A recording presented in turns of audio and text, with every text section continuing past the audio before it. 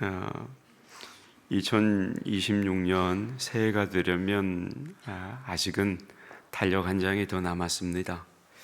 그런데 신앙의 시간으로 보면 대강절의 시작은 다름 아니라 여러분 우리 신앙의 새해가 되는 겁니다. 대강절이 시작된다는 건 우리 신앙의 새해가 시작됐구나. 이걸 마음에 담는 일입니다. 그 신앙의 새로운 새해가 시작되는 대강절 첫 번째 주일, 여러분은 예배의 자리를 지키며 변함없이 여러분의 신앙의 새해를 다짐하고 있는 겁니다. 그런 은혜를 주신 하나님께 감사하고 아울러 그 하나님의 은혜에 감사하며 예배의 자리를 지켜주신 우리 성도님들께도 진심으로 감사합니다. 변함없이 하나님의 은혜와 자비의 평강이 여러분과 함께 하시기를 주님의 이름으로 축복합니다. 아멘. 오늘은 앞뒤 좌우에 먼저 이렇게 한번 인사 나누겠습니다. 어떻게 간밤에 잘 주무셨어요? 시작. 간밤에 잘 주무셨어요? 예, 간밤에 잘 주무셨습니까? 한 번 더 그럼 인사 나눌까요? 앞뒤 좌우 다시 한번. 주님 안에서 평안하세요. 시작. 주님 안에서 평안하세요. 예, 아멘입니다. 조금 전에 이제 간밤에 잘 주무셨냐고 인사를 나눴는데 여러분은 요즘 잠은 잘 주무십니까? 예, 다행입니다. 잘 주무신다고 그러니까. 우리가 보통 아침 인사를 하게 되면 간밤에 잘 주무셨어요? 또는 안녕히 주무셨어요? 이렇게 이제 인사를 하죠. 이렇게 건네는 아침 인사에는 잠을 잘 자는 것이 건강에 유익한 겁니다. 이제 이런 의미가 포함되어 있습니다. 그만큼 잠을 잘 잔다는 것은 중요하다 이 말입니다. 사실 경험해 보신 분들은 아시겠지만 잠을 제대로 자지 못하는 것, 그건 보통 문제가 아닙니다. 제가 잘 알아요. 왜? 저하고 같이 잠을 자는 사람이 잠을 통 잘 못 자는 사람이거든요. 농담이 아니라 실제로 그래요. 그래서 토요일 날 주일을 맞이하면 정말 한숨을 못 자요. 제가 주일 아침에 가장 먼저 일어나서 아내에게 건네는 인사가 뭐냐? 조금 전에 말씀드린 거예요. 어떻게 간밤에 잠은 좀 잘 잤나요? 이거 물어봐요. 토요일은 거의 한숨을 못 잡니다. 그래서 잠을 제대로 자지 못하는 게 얼마나 괴로운 건지를 제가 잘 압니다. 그래서 여러분 어때요? 사람을 고문하는 대표적인 방법도 뭐예요? 잠을 안 재우잖아요. 그러니까 잠이 오는데 못 자게 하는 것도 괴롭지만 잠이 오지 않아서 잠을 못 자는 것, 그것도 정말 괴로운 일이라는 거죠. 그리고 이렇게 되면 어때요? 건강에 이상이 생기는 겁니다. 그래서 여러분, 잠을 잘 자는 성도님들은 그게 굉장한 축복인 줄 하나님께 감사하시기를 바랍니다. 시편 127편 1절과 2절을 보면 이렇게 기록을 합니다. 여호와께서 집을 세우지 아니하시면 세우는 자의 수고가 헛되며 여호와께서 성을 지키지 아니하시면 파수꾼의 깨어 있음이 헛되도다. 너희가 일찍이 일어나고 늦게 누우며 수고의 떡을 먹음이 헛되도다. 그러므로 여호와께서 그의 사랑하시는 자에게는 잠을 주시는도다. 하나님이 사랑하시는 자에게 주시는 축복 중에 하나가 다름 아니라 잠을 잘 자게 해주시는 것이다, 이 뜻입니다. 그리고 이렇게 하나님께서 우리에게 잠을 주시는 방법은 두 가지입니다. 잠잘 시간을 주시는 것이고 또 하나는 잠이 잘 오게 해주시는 겁니다. 조금 전에 읽어드렸던 시편 127편이 말하는 잠의 축복은 뭐냐면 일이 잘 되어가지고 그래서 잠을 잘 자는 축복을 의미하는 겁니다. 그러나 이제 잠잘 시간도 있고 자고 싶기도 한데 잠을 잘 못 자는 경우가 있습니다. 여러분도 이제 그런 경험이 있으실 거죠. 잠을 자고 싶은데 잠이 오지를 않는단 말이에요. 조사에 의하면 현대인의 약 30에서 40%가 잠을 제대로 잘 수가 없어서 여러 가지 도움을 받는다고 그래요. 10명 중 3명에서 4명이 잠이 오질 않아가지고 여러 가지 도움을 받는다는 거죠. 그러면 여러분은 왜 잠을 잘 수가 없는 걸까요? 여러 가지 이유가 있겠지만 다름 아니라 평안을 잃어버리기 때문입니다. 제가 잠을 못 자는 아내에게 물어봤어요. 왜 못 자는 거야? 그러면 토요일에 잠을 못 자는 이유는 뭐냐면 목사인 남편이 주일 새벽에 못 깰까봐 그거 지켜주느라고 잠을 못 자겠다는 거예요.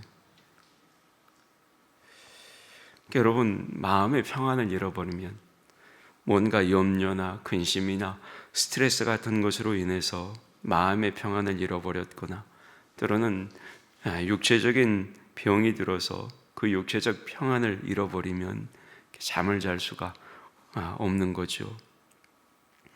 그래서 잠을 못 자고 고민했다, 속상해서 한숨도 못 잤다, 이제 이런 말들이 어때요? 잠 못 자는 고통을 나타내는 표현이 되어버렸습니다. 그러면 여러분, 잠을 잘 자기 위해서 뭐가 필요한 거예요? 말씀드린 것처럼 당연히 평안이 필요합니다. 어떤 평안이 필요할까요? 사람에게는 크게 네 가지 평안이 필요하답니다. 먼저는 하나님과의 관계에서 평안이 필요하고, 둘째는 자기 자신과의 관계에서 평안이 필요하고, 세 번째는 이웃과의 관계에서 평안이 필요하고, 네 번째는 물질과의 관계에서 평안이 필요하답니다. 조금 더 자세히 말씀을 드리면, 먼저는 하나님과의 관계에서 평안을 얻어야 한다는 겁니다. 하나님을 모르는 사람은 막연한 불안이 있죠. 어떤 불안이요? 죽음에 대한 공포와 불안이 있습니다. 그건 자기 자신의 힘으로는 해결할 수가 없는 문제잖아요. 그래서 하나님을 모르는 불신자들이 그런 불안 속에서 살 수밖에 없다는 거죠. 그러나 여러분, 불신자들보다 더 큰 불안을 가지고 있는 사람들도 있습니다. 누구냐? 하나님을 알고 하나님을 믿기는 하지만 하나님 앞에 죄를 지어가지고 죄책감과 하나님께서 나에게 죄를 지었기 때문에 벌을 주시겠지, 이렇게 하나님의 징계에 대해서 불안한 마음이 있는 사람, 그 사람들도 여전히 불안 속에서 살아가는 겁니다. 하나님 앞에서 큰 죄를 지었기 때문에 하나님의 무서운 벌을 받게 될 거라고 생각하면 어때요? 고통스러운 거죠. 그리고 불안이 엄습하는 겁니다. 이렇게 사람은 하나님을 모르거나 또는 하나님을 알고 믿어도 하나님의 벌을 받을 거라고 생각을 하면 마음속 평안을 잃어버리게 되는 겁니다. 그래서 여러분, 먼저는 사람은 하나님과의 관계에서 평안을 얻어야 하는 겁니다. 두 번째로는 이제 자신과의 관계에서도 평안이 있어야 됩니다. 자신에게 고통의 원인이 있으면 평안을 누릴 수가 없습니다. 내 스스로 나에게 실망할 때가 있죠. 그러면 어때요? 괴롭습니다. 그런데 살다 보면 그렇게 괴로움을 경험할 때가 있어요. 왜요? 실수하잖아요. 그 실수 때문에 괴로워하다가 마음의 평안을 잃어버려요. 오히려 주변에 있는 남들은 다 괜찮다고 그러는데 내 스스로가 나를 용서하지 못해서 괴로워하는 겁니다. 뿐만 아니죠. 자신의 몸과 마음이 상해서 괴로울 때도 있습니다. 이렇듯 여러분, 사람은 먼저 자기 자신과의 평안이 있어야 한다는 겁니다. 세 번째는 이웃과의 평안이 있어야 하는 겁니다. 여러분, 누군가 나를 험담하고 나를 미워하고 나에 대해서 모함하는 사람이 내 주변에 있다면 어떻게 돼요? 정말로 괴로운 거죠, 그때는. 여러분도 그런 경험이 살다 보면 한 번쯤은 있으셨을 겁니다. 누군가 나는 아닌데 억울하게 나를 모함하는 거죠. 그런 모함 때문에 명예를 잃어버리고 또 때로는 물질의 손해를 당하면 어때요? 억울하다 못해 내 안에서 분이 오르는 거죠. 분하면 잠이 와요, 안 와요? 안 와요. 해보셨구만요. 그 마음 알아요. 뿐만 아닙니다. 믿었던 사람한테 배신을 당하거나 심지어 내가 잘못한 것 때문에 누군가에게 비난을 들어도 그건 참 견디기가 어렵죠. 이렇게 누군가 다른 사람과의 관계에서도, 이웃과의 관계에서도 평안이 있어야 되는 겁니다.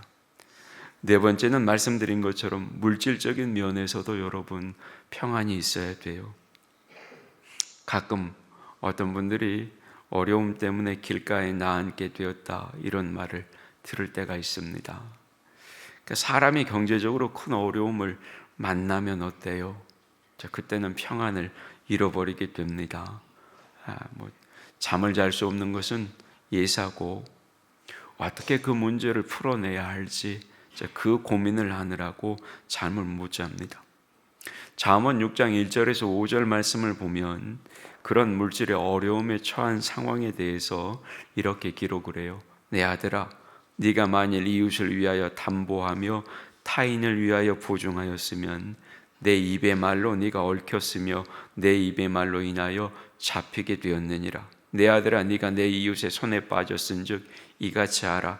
너는 곧 가서 겸손히 내 이웃에게 간구하여 스스로 구원하되 내 눈을 잠들게 하지 말며 눈꺼풀을 감기게 하지 말고 노루가 사냥꾼의 손에서 벗어나는 것 같이 새가 굼을 치는 자의 손에서 벗어나는 것 같이 스스로 구원하라. 무슨 말이냐? 보증을 섰단 말이에요. 그래서 살림을 다 날리게 됐어요. 그래서 물질적인 어려움에 빠졌다 이 말입니다. 잠이 오질 않아요. 내 것을 잃어버렸기 때문에 잠이 오질 않지만 아울러 그걸 해결할 방법을 고민해야 하기 때문에 못 자는 겁니다. 평안을 잃어버린 거예요. 그래서 사람은 물질적인 면에 있어서도 평안이 있어야 되는 겁니다. 따라서 여러분, 이렇게 생각해 보면 만약에 우리가 간밤에 좀 잠을 잘 잤다면 어떤 의미겠어요? 앞서 말씀드린 이 모든 분야에서 최소한은 어느 정도 평안을 얻었다 이 뜻입니다. 그래서 잠을 잘 수가 있다는 거죠. 그러면 여러분, 우리에게 이 같은 평안을 주시는 분은 누구세요? 맞습니다.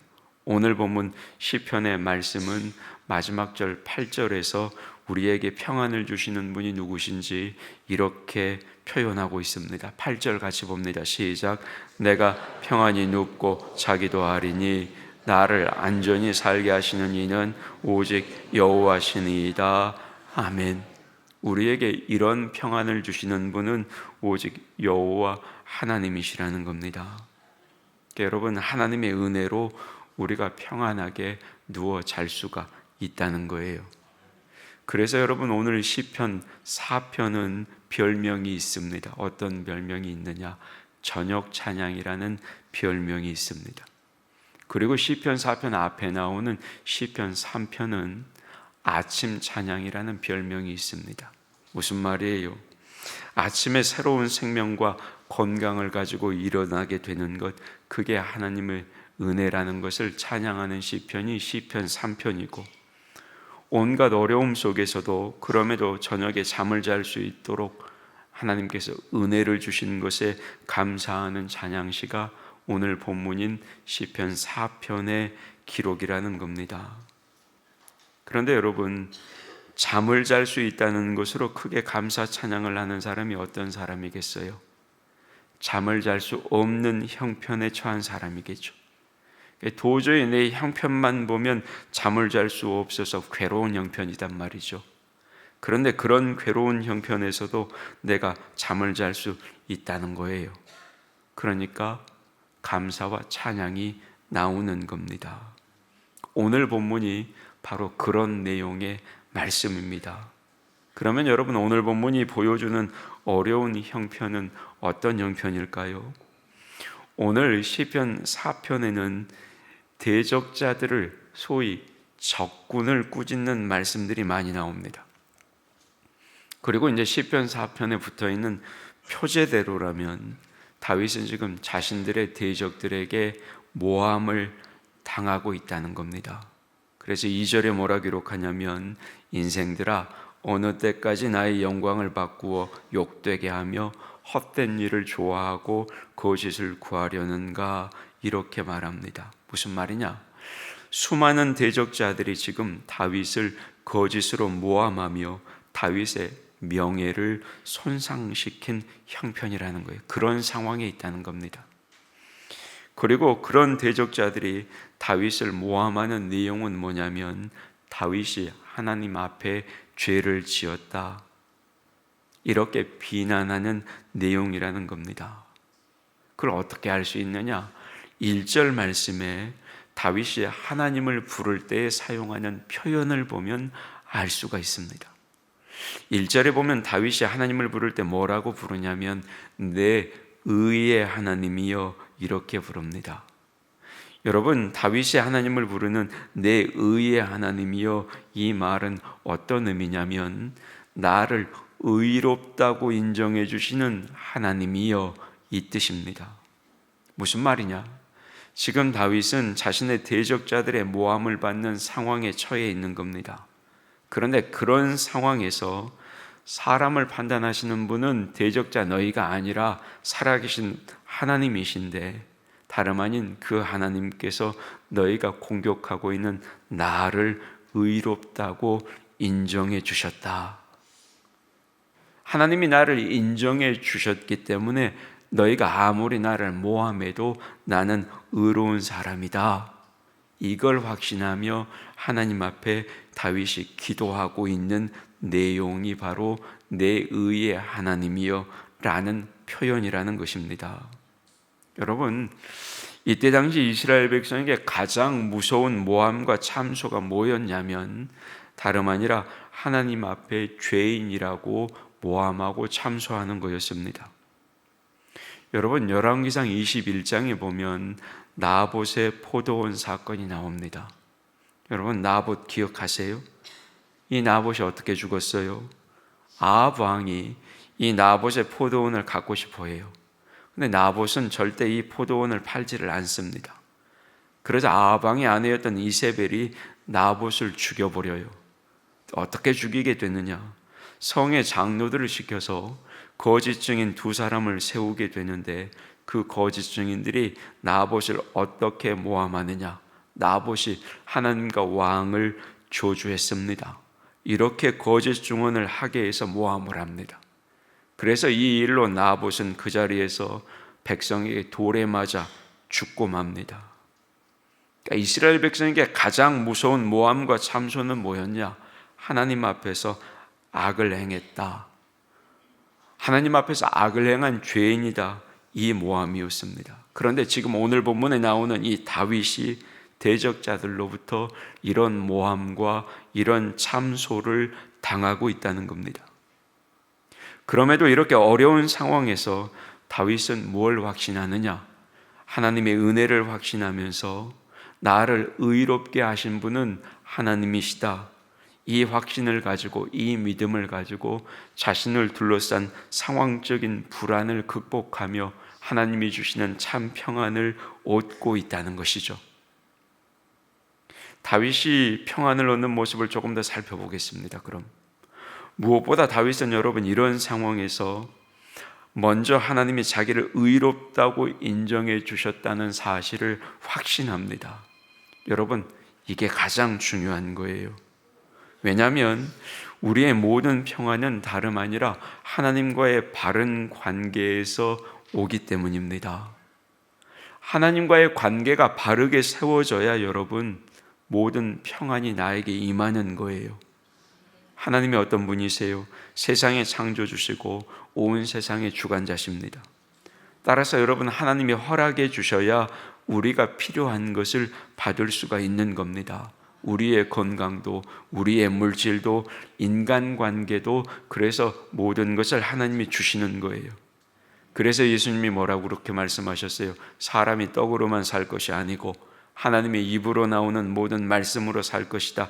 이렇게 말씀하셨죠. 무슨 말이에요? 하나님의 말씀에 의해 우리에게 필요한 모든 것이 주어진다. 이 뜻이에요. 떡은 물론이고 마음의 평안은 물론이고 몸의 건강도, 이웃과의 화목도 하나님께서 허락해 주셔야, 하나님의 말씀해 주셔야 주어진다. 이 뜻이라는 겁니다. 그리고 하나님으로부터 이 모든 것을 받으려면 어때요? 하나님과 나의 관계가 바른 관계에 서 있어야 하는 겁니다. 그러면 여러분, 하나님과의 바른 관계를 가지려면 뭐가 필요해요? 하나님의 보시기에 내가 의로운 사람이 되어야 하는 겁니다. 그러면 여러분, 사람이 어떻게 하나님 앞에서 의로운 사람이 될 수 있어요? 그건 사람의 노력으로 절대 안 되는 거예요. 사람의 노력으로는 하나님 앞에 의로워질 수가 없어요. 여러분, 생각해 보세요. 지극히 거룩하신 하나님께서 우리의 중심, 우리의 마음을 보시는데 우리의 마음은 어때요? 온갖 악한 생각이 가득하지 않아요? 그러니 어떻게 하나님 앞에서 우리가 의로운 사람이 될 수 있겠어요? 그저 우리는 하나님 앞에 서는 순간 더럽고 추한 죄인이 될 뿐이지 결코 의로운 사람이 될 수는 없는 겁니다. 그러면 여러분, 우리는 하나님과의 바른 관계를 결코 가질 수 없는 걸까요? 아니에요. 하나님은 거룩하신 분이지만 하나님은 아울러 여기 있는 죄인된 우리를 극진히 사랑하시는 분이시기도 합니다. 그래서 하나님은 죄 많고 악한 우리가 의롭게 될 수 있는 길을 열어주신 거죠. 그게 누구를 통해 나타난 거예요? 예수 그리스도. 예수 그리스도를 통해 나타난 구원의 길, 그 길을 하나님께서 우리에게 열어주셨고 우리는 그 길을 믿는 겁니다. 하나님께서 예수 그리스도를 통해 구원의 길을 열어주셨음을 인정하고 그것을 믿는 거예요. 그리고 그게 뭐예요? 그게 다름 아니라 하나님을 의지하는 겁니다. 자, 여러분, 제가 어려운 이야기를 하나 할 텐데 잘 들어보세요. 여러분, 성경은 의에 대해서 여러 가지를 이야기합니다. 그런데 그것들을 종합해 보면 성경이 말하고 있는 의는 뭐냐면 고정적인 기준을 만족시키는 의가 아니라 역동적인 기준을 만족시키는 의입니다. 어렵죠? 이게 무슨 말이냐? 다시 말해서 성경이 말하고 있는 의는 상대방의 기대에 부응하는 의라는 겁니다. 이래도 어렵죠?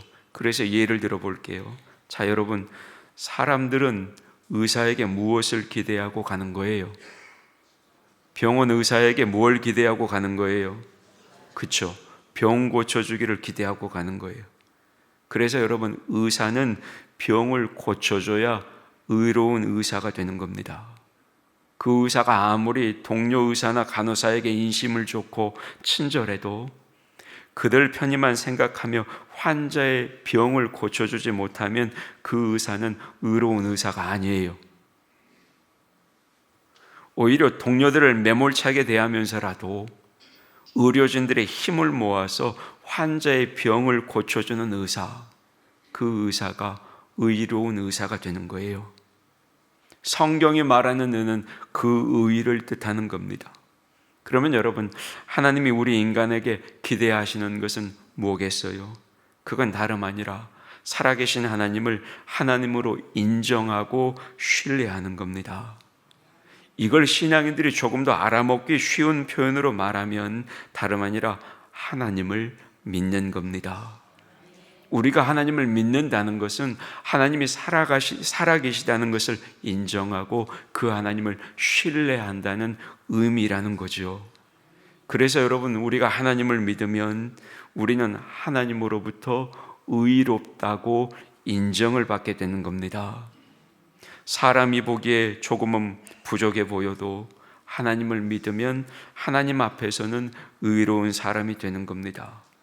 물론 여러분, 하나님 앞에서 의인이 되면 하나님의 말씀에 순종하며 살기 때문에 그 사람의 삶도 점점 더 옳게 의롭게 변해지는 겁니다. 소위 그걸 우리가 삶이 변한다 이렇게 말하는 거죠. 그럼에도 워낙 세상에서 살던 악한 버릇 때문에 하나님을 믿었지만 당장 의롭게 살지는 못한다고 해도 그럼에도 하나님을 믿는다면, 하나님을 인정하고 하나님을 신뢰한다면 그 사람은 하나님 앞에서 의로워지는 겁니다. 그 사람이 하나님의 자녀가 되는 것이고 그런 사람이 이제는 하나님과의 관계에서 하나님이 주시는 평안을 얻게 되는 겁니다. 그런 점에서 기독교 신앙은 여러분, 내 노력으로 의로워지는 게 아니에요. 뭘로 의로워져요? 믿음으로 의로워지는 거예요. 그리고 이렇게 여러분, 우리가 하나님 앞에서 의로워지면 이제 그때부터는 내 모든 것들이 올바르게 정리되기 시작하는 겁니다. 왜냐? 하나님이 돌보시고 보호하시기 때문입니다. 여러분, 생각해 보세요. 세상을 살면서 하나님의 내 편이라는 사실보다 더 큰 힘이 되는 것이 어디 있겠어요? 왜 그렇습니까? 하나님은 이 세상을 뛰어넘는 가장 강한 분이시고 가장 진실한 분이시고 아울러 나를 가장 많이 사랑하시는 분이시기 때문입니다. 그래서 여러분 기억하세요. 하나님은 하나님의 자녀를 변함없이 그리고 최고의 소원으로 보살피시는 분이십니다. 그래서 그 하나님을 믿는 사람은 하나님이 나를 해칠까 두려워할 필요가 없는 겁니다. 간혹 회초리를 때릴 때는 있으시겠죠. 그러나 그 회초리를 때린다는 건 나를 사랑하시기 때문에 때리시는 것이지, 나 잘 되라고 때리시는 것이지, 나를 망하게 하기 위해서 때리시는 것은 절대 아니에요. 기억하셔야 됩니다. 하나님은 하나님의 자녀들을 절대로 해치지 않으십니다. 오히려 좋은 것을 주실 뿐입니다. 뿐만 아닙니다. 하나님은 세상의 그 어떤 것이 우리를 해치지 못하기도 하십니다.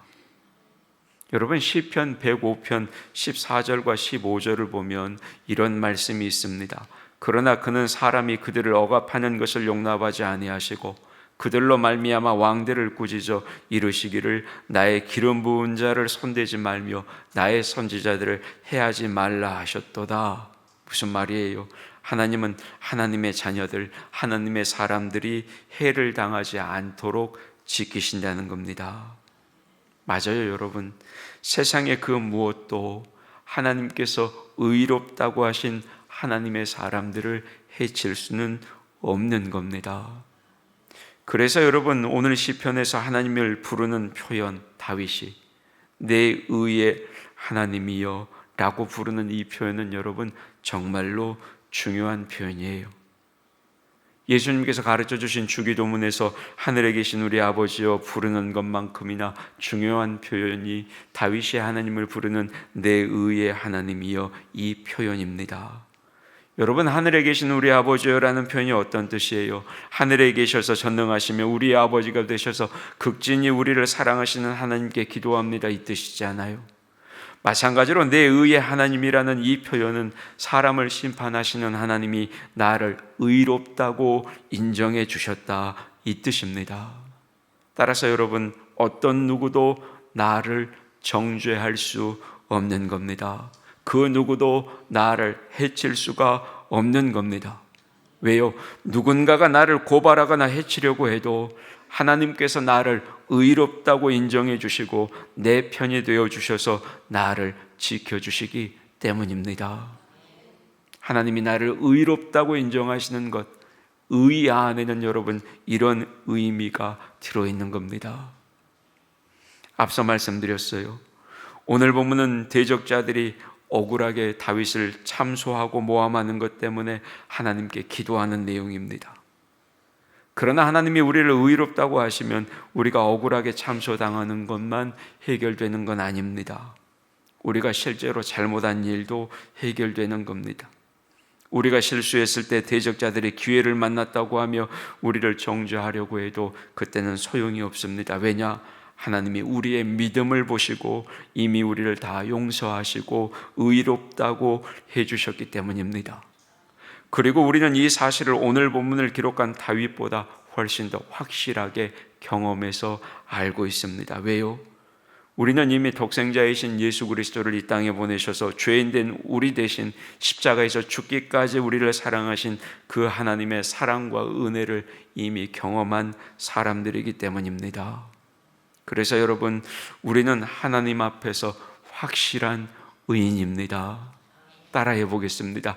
나는 하나님 앞에서 확실한 의인입니다. 시작. 나는 하나님 앞에서 확실한 의인입니다. 아멘. 여러분 우리가 하나님 앞에서 확실한 의인임을 믿으시기를 축복합니다. 잊어버리시면 안 돼요. 이게 우리 신앙의 근간이요 기초예요. 뿐만 아닙니다. 이렇듯 하나님 앞에서 의인으로 인정이 되면 말씀드렸어요.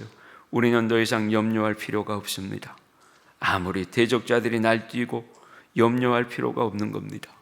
대적들이 의인된 우리를 고소한다 할지라도 염려할 필요가 없는 겁니다. 단지 그건 나를 명예훼손하는 죄에 불과하기 때문입니다. 왜요? 우리가 이미 의인이기 때문입니다. 여러분 오늘 보면 2절 말씀이 뭐라고 기록해요? 이렇게 기록해요. 인생들아 어찌 어느 때까지 나의 영광을 바꾸어 욕되게 하며 헛된 일을 좋아하고 거짓을 구하려는가. 무슨 말이냐? 언제까지 너희들이 내 명예를 훼손하겠느냐 이 뜻이에요. 그렇게 명예를 훼손해봤자 이제 더 이상 통하지 않는다는 거예요. 뿐만 아닙니다. 계속해서 3절에 뭐라고 말씀해요? 여호와께서 자기를 위하여 경건한 자를 택하신 줄 너희가 알지어다. 내가 그를 부를 때에 여호와께서 들으시리로다. 아멘. 무슨 말이에요? 하나님은 하나님의 백성을 택하시고 하나님의 백성의 편을 들어주시는 분이시니 이제 너희가 아무리 그렇게 해봤자 더 이상 쓸데없는 짓이니 쓸데없는 짓 그만해라 이 뜻입니다. 계속해서 본문 4절에서 뭐라고 말해요? 너희는 떨며 범죄하지 말지어다. 그 자리에 누워 심중에 말하고 잠잠할지어다. 무슨 말이에요?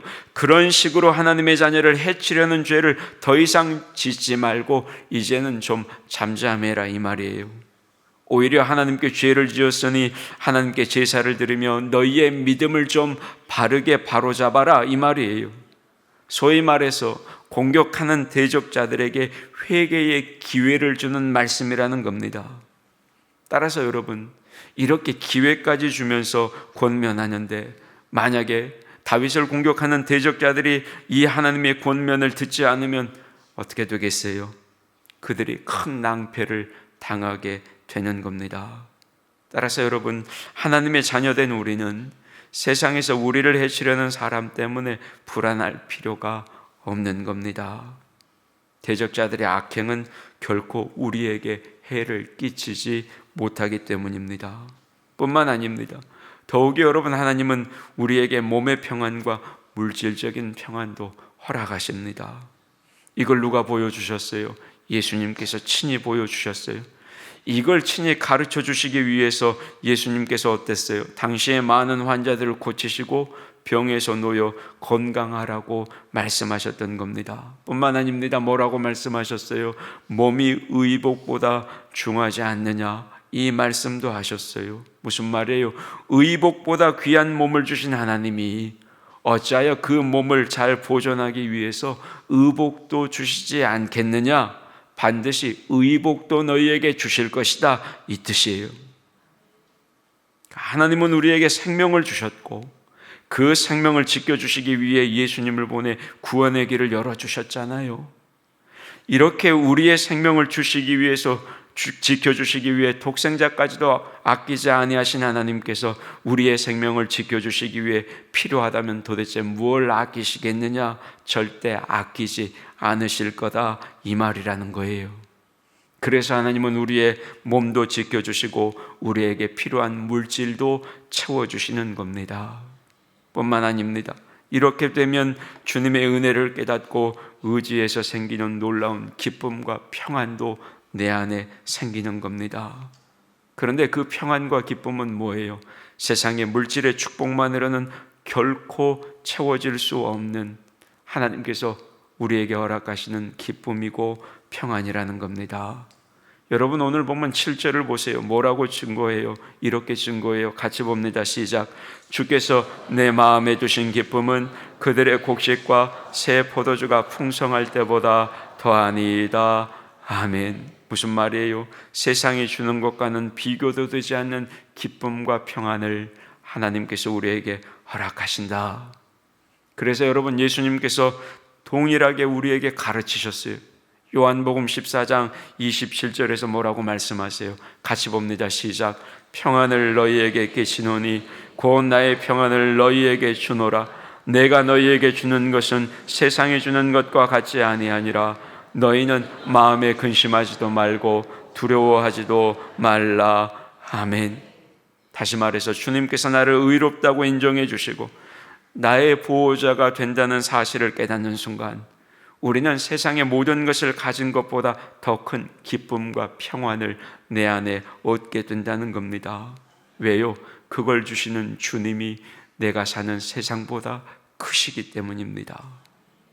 그래서 여러분 우리가 주님의 은혜와 사랑을 깨닫게 되면 나를 해치려고 하는 사람이 당장 사라지지 않고 여전히 내 앞에서 나를 모함하고 시기하고 나에게 악을 쓰고 불고한다 할지라도 아울러 내 삶에 아직 어려움이 남아있다 할지라도, 내가 계획하는 일들이 평탄하게 풀리지 않는다 할지라도, 그럼에도 불구하고 마음속 깊은 곳에서 솟아나는 하나님이 주시는 참 기쁨과 평안을 얻을 수가 있게 되는 겁니다. 그리고 그 평안이야말로 세상의 어떤 조건들이 빼앗을 수 없는 참 평안이라는 겁니다. 이 기쁨과 평안을 다윗은 한마디로 표현하는 거예요. 그게 바로 오늘 마지막 8절의 말씀입니다. 화면을 보고 같이 받겠습니다. 시작.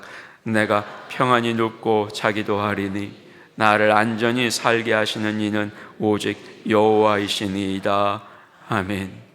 여러분, 하나님이 내 편이 되시기 때문에 얻는 평안, 사람이 아무리 대적해도 염려가 없는 평안, 몸에 고난이 올까 염려하지도 않아도 되는 평안, 물질적인 결핍을 두려워하지 않아도 되는 평안, 세상의 사람들이 얻는 부귀영화를 얻을 때보다 더 큰 기쁨과 더 큰 평안을 얻는 그런 기쁨과 평안, 다름 아니라 그 평안을 하나님께서 우리에게 주시는 겁니다. 여러분, 이렇게 하나님은 우리에게 의와 평안을 주시는 것이고, 이것을 위해서 우리에게 누구를 보내셨어요? 예수 그리스도를 보내신 겁니다.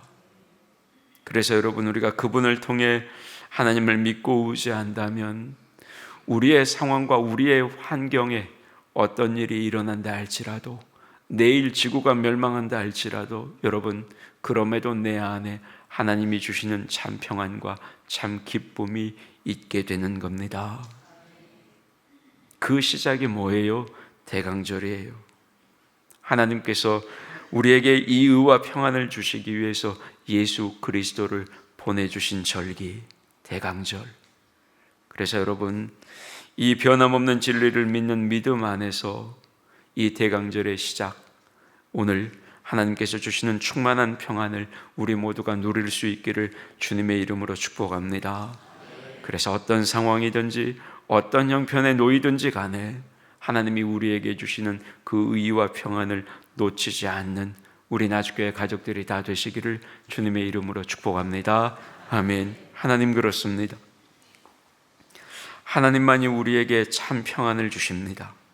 어떤 누구라도 어떤 상황이라도 하나님 안에서 누리는 이 의와 평안을 빼앗아 갈 수 없음을 기억하게 하시고, 우리의 모든 삶 속에서 내 편이 되시는 하나님만을 믿고 의지함으로 하나님의 돌보심 속에서 누리는 참 의와 평안의 삶을 살게 하여 주시옵소서. 무엇보다 우리에게 이 의와 평안을 주시기 위해 독생자 예수 그리스도를 보내셨음을 기억하는 대강절이 되게 하셔서 주님 다시 오실 때까지 어떤 상황에서도 이 의와 평안을 잃어버리지 않는 하나님의 자녀가 되게 하여 주옵소서. 의와 평안의 주인이신 예수님의 이름으로 기도하옵나이다. 아멘.